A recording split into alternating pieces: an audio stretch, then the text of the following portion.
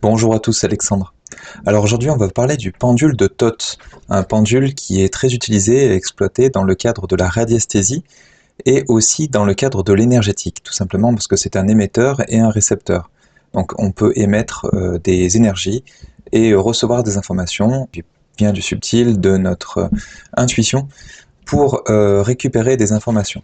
Alors, ce pendule, ça nous vient de l'Égypte, c'est un pendule égyptien, de l'Égypte de la basse époque, qui date de moins 600 et quelques, qui a été retrouvé dans certains tombeaux, mais qui était aussi porté comme une amulette, et ça s'appelait pas du coup à l'époque le fameux pendule de Thoth, c'était plutôt l'amulette Wadji. Parce qu'en fait c'était porté et il le mettait aussi sur les momies, parce qu'en fait cette amulette avait des vertus de régénération.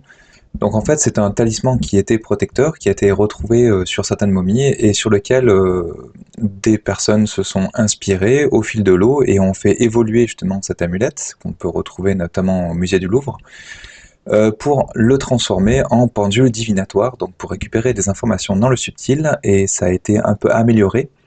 Donc ça a une forme très spécifique et une longueur un petit peu extraordinaire comme un pendule, enfin pour un pendule, et du coup, c'est comme ça qu'on arrive à créer des ondes de forme pour aller rechercher des informations dans le subtil et aussi potentiellement créer des champs énergétiques spécifiques pour faire un travail énergétique. Ça peut être pour équilibrer des chakras, ça peut être pour dégager un lieu, pour remonter le niveau vibratoire de quelque chose.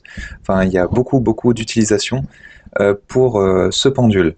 Sachant que ce pendule peut être utilisé par des débutants comme des utilisateurs plus expérimentés.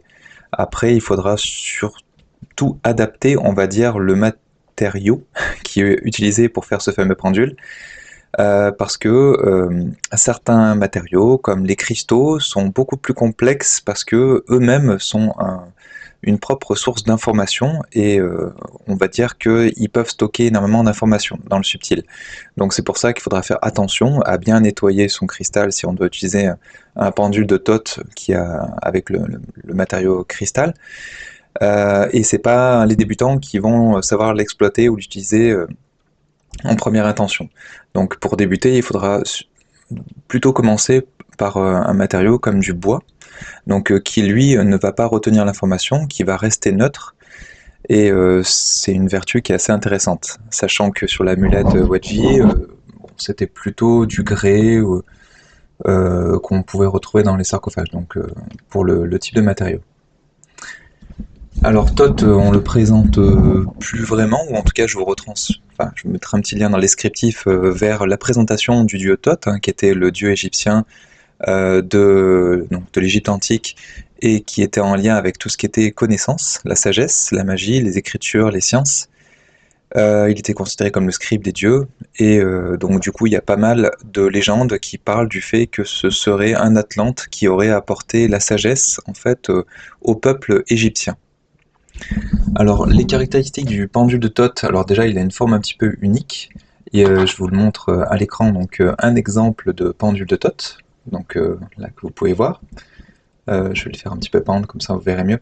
Donc on peut voir dans un premier temps une corolle qu'on voyait basée, donc qui fait tout le tour du pendule. Donc ça c'est un petit peu typique. Donc il y a deux lignes deux rangées de dessins qu'on voit qui font tout le tour. Donc déjà c'est une pointe qui est très allongée, hein, comme je disais, c'est entre 8 et 9 cm, ce qui le place parmi les pendules qui sont les plus grands. En termes de poids, il fait entre 20 et 22 grammes. C'est le format standard. Et pour améliorer les résultats, il y a une tige de plomb qui est à l'intérieur, donc qui permet déjà d'avoir plus de stabilité, donc il va plus pointer vers le bas, il y a un petit peu plus de poids, on le ressent. Et aussi, il permet une autoprotection du pendule. Ça évite effectivement de devoir le nettoyer régulièrement, puisque déjà le plomb en lui-même est imperméable à toute énergie, ou en tout cas c'est très compliqué de charger du plomb. Donc c'est pas avec les énergies environnantes qu'on va pouvoir y arriver. Donc en fait, normalement, on n'a pas besoin de nettoyer un pendule comme ceci qui est ce qu'on appelle plombé. Donc après, on va voir deux anneaux sur les parties supérieures, que bon, j'essaie de vous montrer avec mon petit doigt. Ça crée des ondes de forme, en fait. Ça permet de faire un travail énergétique et de canaliser plus facilement les informations. Donc après, on revoit encore en dessous des corolles évasées. On a des anneaux qui servent d'amplificateurs, comme ici, et une tige affinée avec gravé avec quatre dessins. Donc c'est ce qui est typique vraiment du pendule de Toth. Alors comme vertu, il aurait capacité en tout cas à avoir une puissance vibratoire élevée, ou en tout cas de générer des ondes de forme qui vont permettre bien, de rehausser le niveau vibratoire de la pièce, des lieux ou de ce que vous allez cibler en fait avec. Il peut être doublement émetteur d'énergie. Pourquoi? Parce que avec sa forme, ça nous permet d'émettre des énergies, mais en plus sa matière peut potentiellement, suivant la matière qu'on va prendre, émettre également des énergies. Donc en fait, avec ce pendule, on va pouvoir régénérer, revitaliser, harmoniser, réorienter des flux énergétiques. On peut agir sur des dysfonctions, des problèmes énergétiques qu'on va pouvoir voir dans un lieu ou sur une personne. Il respecte aussi des proportions, ce qu'on appelle le nombre d'or. Donc ce qui va permettre, ce qu'on a pu voir notamment dans les pyramides, hein, c'est-à-dire que si vous respectez le nombre d'or avec une pyramide, vous allez pouvoir momifier un bout de viande par exemple, alors que si ce n'est pas le cas, c'est-à-dire si vous ne respectez pas exactement cette proportion, eh bien la viande, le bout de viande va pourrir. Donc ça c'est des expériences qu'on peut faire très facilement, vous allez pouvoir retrouver sur internet. Il a une sensibilité qui est assez forte, donc il est très réactif, il offre des réponses qui sont assez rapides et fiables, surtout qu'on a l'habitude d'utiliser un pendule en radiesthésie. Il a aussi un aspect protecteur en lui-même, par sa forme, par les ondes de forme qu'il dégage. Il crée justement une forme d'onde protectrice qui va agir comme une amulette. Donc certaines personnes, comme je le disais en introduction, s'en servaient comme une amulette de protection. Donc après, on peut s'en servir pour tout un tas de choses. Et en termes de matériaux, donc pour débuter, comme je le disais, on va plutôt partir sur un bois comme l'ébène, le buis, le bois de violette, qui en fait sont très bien pour débuter parce qu'ils offrent une énergie douce, qui est naturelle et qui convient à la plupart des travaux de radiesthésie. Et après, on va essayer de trouver une pierre qui est adaptée en fait à ce qu'on a besoin de faire. Si on veut vraiment un pendule en pierre, ça c'est pour ceux qui seront plus expérimentés. Alors attention aussi quand on va vouloir travailler en termes de nettoyage ou de purification de son pendule, parce que c'est pas la même chose si on travaille avec du bois ou si on travaille avec une pierre. Donc le mieux c'est d'utiliser une fumigation sur le pendule, si on ne veut pas se poser de questions, parce que ça va marcher à chaque fois, comme le palo santo, des encens, de la sauge. Et après on peut le mettre aussi bien, au soleil ou à la pleine lune, donc ça c'est plutôt si vous utilisez des pendules en bois.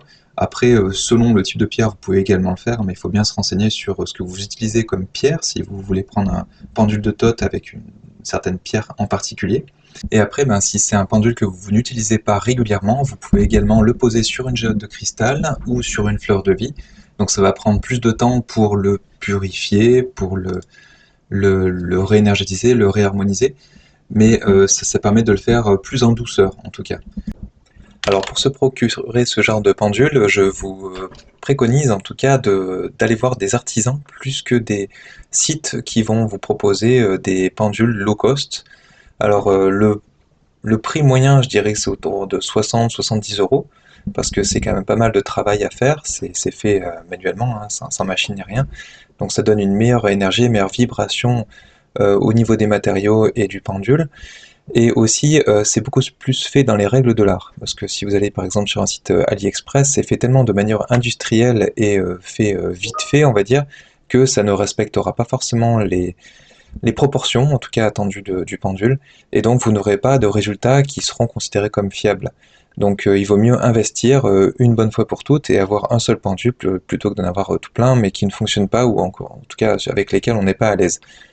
Alors petit rappel hein, au niveau de la chaînette, la chaînette qu'on peut retrouver au niveau des pendules et qu'on retrouve très fréquemment, peut avoir des micro-mouvements ou des comment on peut appeler ça, des frottements entre chaque chaînon. Donc ça peut influencer légèrement le pendule et donc fausser légèrement le résultat. C'est pour ça que le mieux, c'est d'avoir une cordelette comme ceci, qui va permettre en fait d'annuler toute forme de micro-mouvement. Alors pour le tenir, hein, essayez de garder toujours une certaine distance, et après vous allez bloquer la ficelle, et ensuite la tenir un peu comme une pincée de sel, comme c'est entre trois doigts, le laisser pendre comme ça, et puis après attendre d'avoir un résultat comme j'ai pu le présenter dans diverses vidéos pour savoir comment utiliser le pendule et avoir des informations dans le subtil. Je vous mettrai les liens dans le descriptif. Bon, en tout cas, j'espère que je vous aurai appris quelque chose, ou en tout cas que ça aurait pu vous inspirer, en espérant voilà, vous revoir sur notre chaîne. Merci de nous laisser un pouce bleu et un commentaire, et à bientôt. Au revoir.